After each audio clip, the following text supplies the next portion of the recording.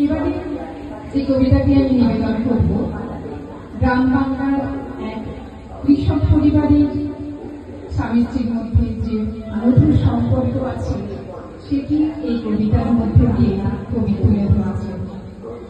কবি নীলমণেন্দু গুণের লেখা কবিতা ক্ষেত মজুরির কাব্য। মুগুর উঠছে, মুগুর নামছে, ভাঙছে মাটির ঠেলা, আকাশে মেঘের সাথে সূর্যে জমেছে মধুর খেলা।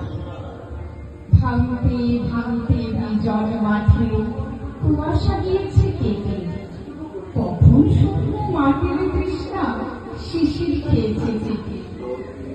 কতটা খেয়াল রাখেনি কৃষক, মগ্ন ছিল সে কাজে। হঠাৎ পুলক পবনের হৃদয় পুষ্পিত হল লাজে। ফিরিয়া দেখিল বধূটি তাহার পেছনে আলের পরে বসে আছে যেন ফুটে আছে ফুল গোপনে চুক্তি করে। সামনে মাটির লাল শানকেটে জরির আঁচলে বাঁধা, আজ নিশ্চয় মরেছে রসুই বেগুন হয়েছে কাঁথা। হাসিয়া কৃষক মরাল হাসে মুগুর ফেলিয়া দিয়া, কামক আঁখের নিবিড় বাঁধনে বাঁধিল বধূর হিয়া।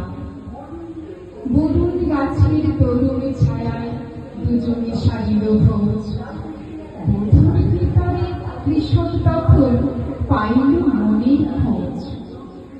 মেঘ দিল ছায়া কোন সঙ্গমে পুরিল বধূর আশা। মনে যায় থাক, মুখে সে বলিল মর্গে বরগাছ আশা। শব্দটি তার মুখে বিধিল ঠিক বর্ষার মতো, এই শত্রুটো আমার হইলে কার কি বা ক্ষতি হতো। কাতর কণ্ঠে বধূকে শুধালো, আইসা ফুলির বা আমাকে একটু জমিন হবে না, জমিন সবাকে পা। খোদার জমিন ধরির দখলে গেছে আইনের জোরে, আমাগো জমিন ওইব যেদিন আইনের চাকা ধরে। অসহায় বধূ জানে না নিয়ম কানুন কাহারে বলে, স্বামীর কথায় আঁখি দুটি তার সূর্যের মতো জলে। বলতে ঘোড়ায় গাড়ির চাক্কা, নারীর চাক্কা স্বামী, আইনের চাক্কা আমারে দেখাও, সে চাক্কা ঘোরাবো আমি। কৃষক তখন রুদ্রবধূর জড়ায় চলন দুটি, তা তো নয় যেন অন্ধের হাতে লঙ্গর থানার দুটি। যতটা আঘাত শরীর মৃত্তিকা উর্বরা হয় ভাই, ততটা আঘাত শরীর না তার বধূর কোমল পায়ে। পাদটি সরিয়ে বধূকে কহিল, করকি করকি সারো, মানুষে দেখিয়ে জমি তো দেবে না, তোর ন্যাম দেবে আলো। পরম সুহাগে কৃষক তখন বধূর অধর চুমি, হাসিয়া কহিল, ভূমিহীন কই আমার জমি তুমি।